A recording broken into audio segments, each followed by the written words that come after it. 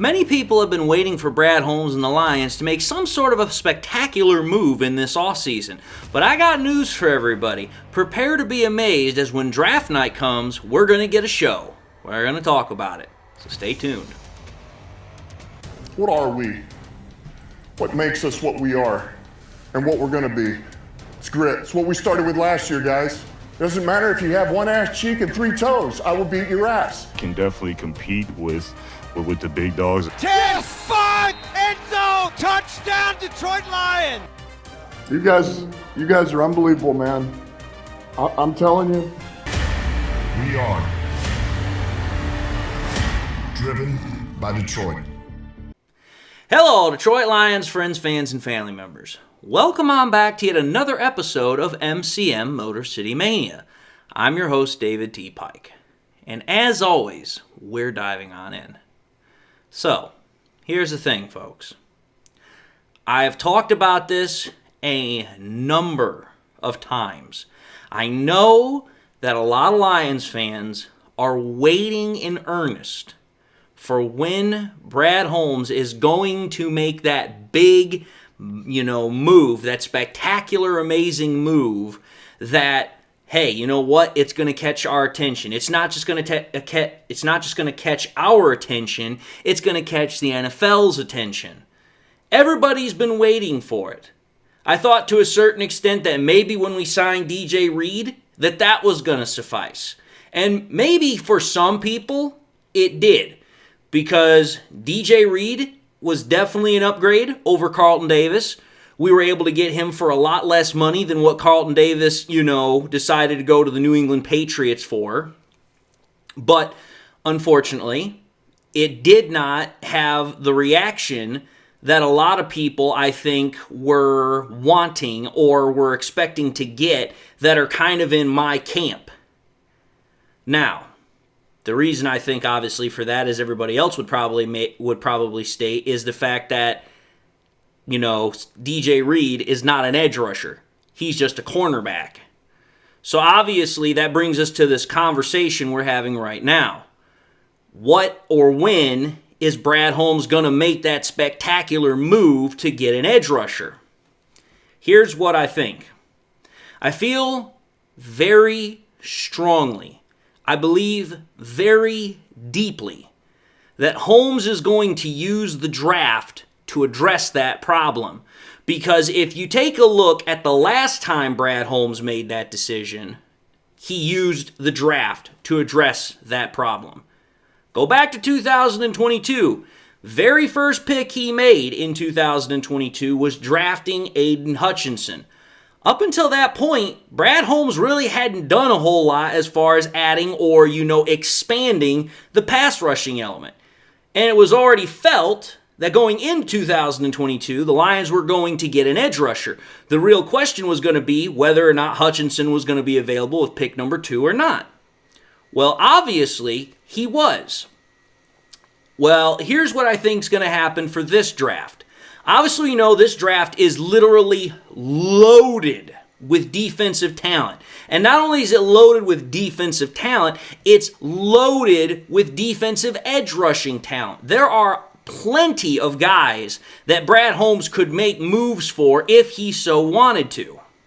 And for me, here's what I honestly think is going to wind up happening. I honestly think that what Holmes is going to do is I think he's going to trade up from pick, where we're at, pick number 28, and I believe that he is going to go and get the edge rusher that he truly wants. And I believe the reason why is partly because of the fact that he has to, but also because it's the best thing for him to do. Let me explain. If you think about every single move that Brad Holmes has made and has not made this offseason, it has signaled to me that he's going to make a move in the draft either before draft night or during draft night to get the best rusher, the edge rusher that is available to him, which could be almost anybody, and I'll tell you why I think this.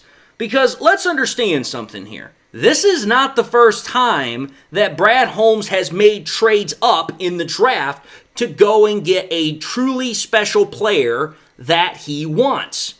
If you go back to some of the past drafts that we've witnessed, going back again to 2022, we made a trade, and even last year it happened. We traded up to get somebody. What am I referring to? I'm referring to in the year 2022 when Brad Holmes traded up to go and select wide receiver Jameson Williams. And then last year, I'm referring to when Brad Holmes traded up to go and get cornerback Terrion Arnold. Now, there is obviously a little bit of difference in terms of the positions that we're talking about here. We're talking about wide receiver and cornerback. Those guys are considered skills positions, but the concept, the principle still remains the same. And here's the reason why. If you think about it long and hard, in both of the drafts that I'm talking about, 2022 and 2024, Brad Holmes realized and Brad Holmes recognized, and virtually everybody else around him already knew that the Lions had to get a wide receiver in the 2022 draft, and everybody knew that the Lions were looking for a cornerback in the 2024 draft, because both of those positions were of high necessary requirement for the Lions, because they were considered after, in 2022, after the edge rushing position, after, we drafted Hutchinson, that was considered the next biggest position of need. Well, when you take a look at the 2024 draft, the biggest position of need for us was obviously the cornerback position. Well, now when you take a look at this draft that we've got upcoming, the biggest position of need is pretty much edge rusher. I know for some people they'd probably throw interior offensive linemen in there and maybe a couple of others to fall right after that. But everybody's going to agree the biggest position of need is the edge rushing position. Well, if you go back to 2022, Brad Holmes made a brilliant trade when he decided to trade up and go and get Jameson Williams. Because if you go back to that trade, what did Brad Holmes send to the Vikings in order to get that pick, which was number 12? He sent the number 32, 34, and 66 pick in that draft. And what he got back in return was the number 12 pick, which he used to select Jameson Williams. And then he got the number 46 pick along with it, which he used, if I recall correctly, to get Josh Paschal. Well, here's the thing. Brad Holmes sent 3 picks out, and he got 2 picks back. In essence, all Brad Holmes gave up to move up from freaking number 32 to 12 was an extra pick. That's all he gave. He gave a third-round pick, an extra third-round pick, to move up 20 spots in the first round. That's a brilliant trade. And then when you take a look at the 2024 draft that we just had, when Brad Holmes traded up with the Cowboys to go from pick number 29 to pick 24, all he gave was, again, a third-round pick. But he got back the 24th overall pick in that draft, which obviously we know he used to select Terrion Arnold, and he got a 2025 7th-round draft pick. Both of those are brilliant trades. The reason why is because in order to move up, whether it was 20 spots in 2022 or 5 spots in 2024, all he had to give up was an extra third-round draft pick. That's all he really gave up. Both of those are absolutely brilliant trades because what it means is that Brad Holmes had to give up very, very little, in essence, to move up to go and get the guy that he really wanted. Now, obviously, when it comes to Jameson Williams, he had to move up quite a bit more because at the time, there was starting to be a run on wide receivers. In the 2024 draft, pretty much it was all offense virtually the first round. There were very, very few defensive players that were being selected. But one thing that we know is that Brad Holmes recognized that Terrion Arnold was not going to last on the board much longer because, again, towards the end of the first round, there was starting to be a run on cornerbacks. Well, when you think about it, I think that Brad Holmes is going to do the exact same thing in this draft. Obviously, he knows the edge rushing position is one of absolute high premium. It's one that costs a lot of money. It's one that is of high value right now to a lot of teams. Well, if Brad Holmes knows that, Brad Holmes is obviously, in my humble opinion, he is going to package something in order to move up and get somebody that he really wants. Now, of those two situations, I think it's more likely that what Brad Holmes is probably going to do is probably a very similar package to what happened in 2022 versus 2024. He's going to obviously have to give up a little bit more in order to move up high enough in order to get that guy that he really wants. But in order to do that, he might be able to get something back in return to where he's not having to give up nearly as much as what some people would like to think. So for me, I think that the 2022 draft trade that he made for Jameson Williams is a perfect catalyst if you're trying to figure out what Brad Holmes is probably going to do come the draft this year. Because it literally falls in the same pattern as to what he's done in the past. Because if there's one thing we know about Brad Holmes, he loves making draft day trades. We've seen him make trades up and down all over the place. And he's usually been able to do that while making sure that he has draft capital not only for the year that he's drafting, but also for picks later on in other drafts.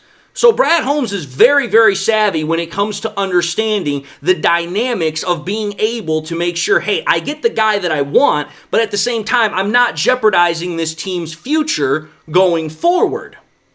But at the same time, there are other reasons why I think Brad Holmes is going to make this trade, because it has a lot of sense and it offers actually a couple of different, benefits for the Lions. The first reason, or rather I should say the second reason, because I already gave the first reason, which is the history of the previous drafts. The second reason why I think Brad Holmes is going to do this is because it saves cap space.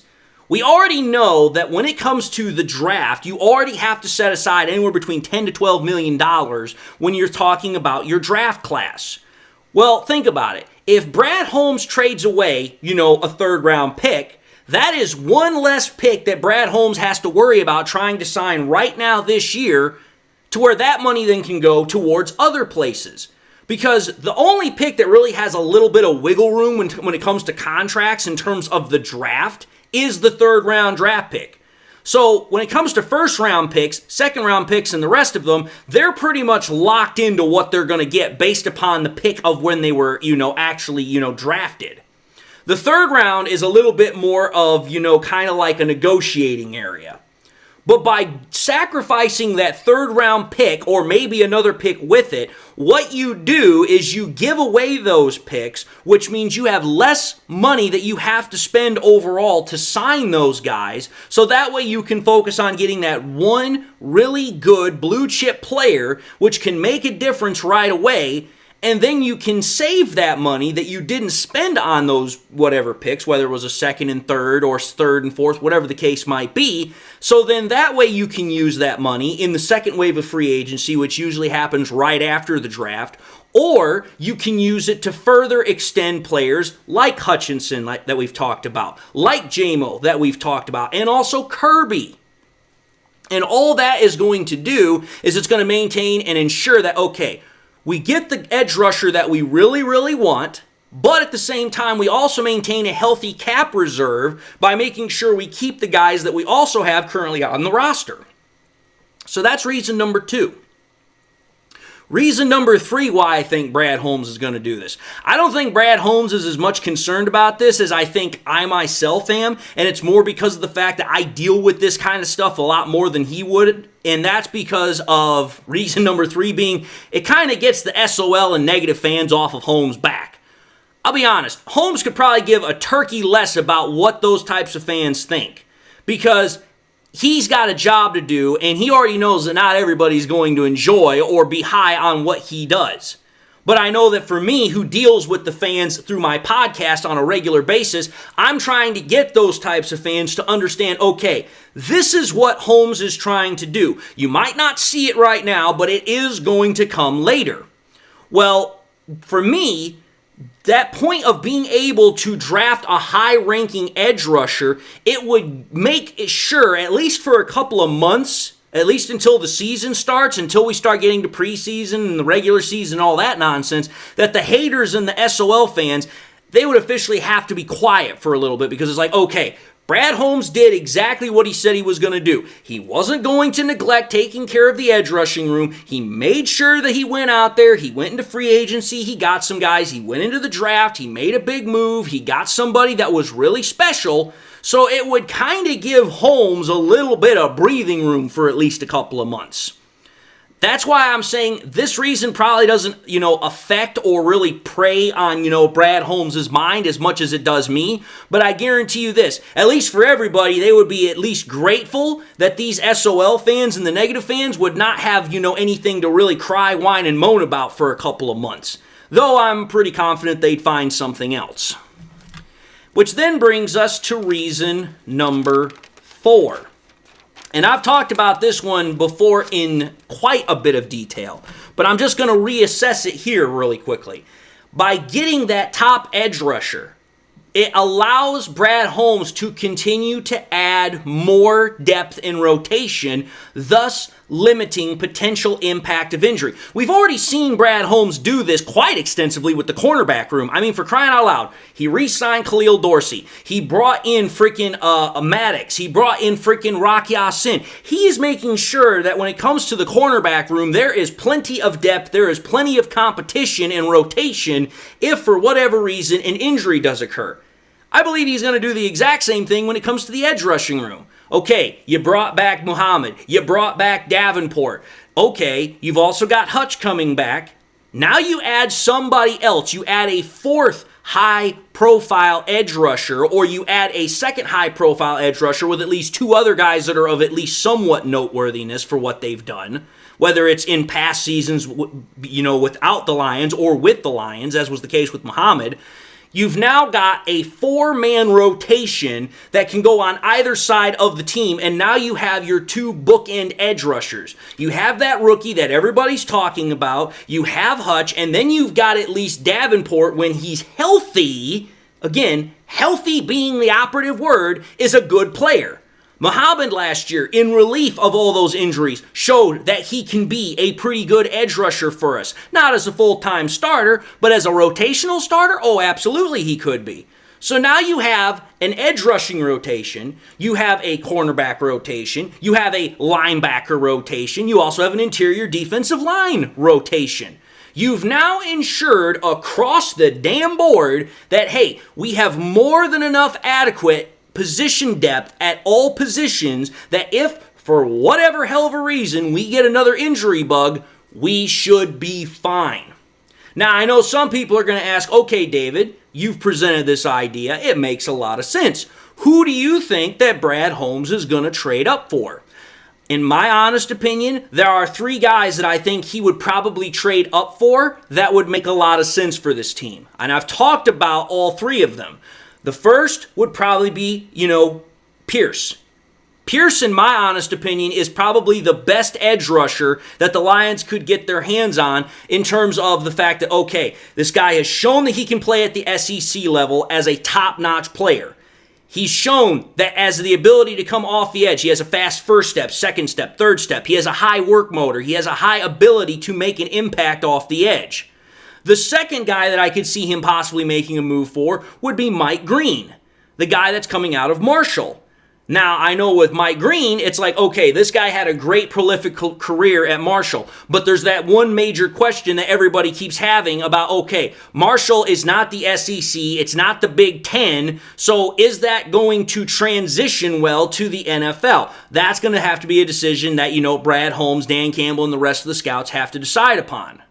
The third guy that I could see the Lions trading up for, and this would require less of a trade up for than obviously either Pierce or Green, would be Jack Sawyer, the guy coming out of OSU. That you could probably get away with for a lot less than what you would have to in terms of trading up for the other 2 guys. But Sawyer is, again, very much a fit for the Lions as far as a cultural standpoint. Very high work ethic, high work motor. Definitely a guy that would fit right in. And it would kind of also be interesting to see freaking an OSU edge rusher on one side and then a U of M edge rusher on the other. That would kind of be like, man, ain't that ironic? But anyway, The point is that for everybody that has been crying, moaning, whining, complaining about the fact that Brad Holmes hasn't done anything when it comes to the edge rushing component, I believe that the draft is when he is going to pull off his freaking move that is really going to amaze everybody. Because if you take a look at what Brad Holmes has done the last 4 years, the draft is where he really makes a show. That is his place to live. And he always does it. So I wouldn't at all be surprised if he does it again like he's done all the other previous drafts, especially the last 3, 2022, 23, 24. But anyway, folks, I just wanted to put this episode out there because this is what I believe. I believe it makes sense. There is a precedent for it. It all lines up. So, having said that, I'm going to end this episode and say thank you all for watching yet another episode of MCM Motor City Mania. If you like what you saw, by all means, highly encourage y'all to watch the next episode. Also encourage y'all to do one of these 3 things, like, comment, and subscribe. If by chance you subscribed in the past and you forgot to do so at the time, I want to highly encourage y'all, please make sure you hit that bell notification icon so that way you guys never miss any more content I push out. Also want to encourage y'all, please, to share this content with your Lions friends and family members. Share here on YouTube, Twitter, Facebook. Share anywhere and everywhere you possibly can. And with that, I hope everybody enjoyed the episode. I hope it all gave you guys something to think about, something to look forward to. That's truly what I try to do with these episodes, whether it's the first time you're watching me or you guys have been watching me forever and a day. Also hope you all have something in your life that makes you happy, makes you smile. God bless, my friends, and until the next time we meet, I'll see you all in the next episode.